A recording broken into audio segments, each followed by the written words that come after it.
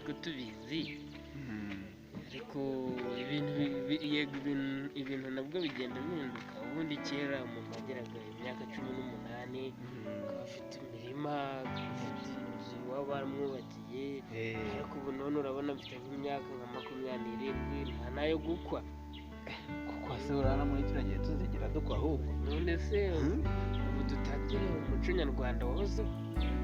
ya nk'ubu ngubu nk'imyaka mfite 25 nta giciro mfite kuri konti habe n'igipfumure. ubu se ngo ntegereje kuzashaka nzamaguru. ubu se urabona ubuzima buzaza. kandi ngahora tubikora. reba nk'ubu ngubu amafaranga bankorera 2,000 ku munsi nkakuramo ayo kurya. nawe urabona ntabwo ari iwacu, ubundi ku Gisenyi ihagati mu mujyi wa Kigali hano turi kwishakiye, ntabwo tubona ayo mafu n'ayo kurya, ntabwo duhaza ngo turabona ayo kurara. Noneho hari n'ikindi kintu Likey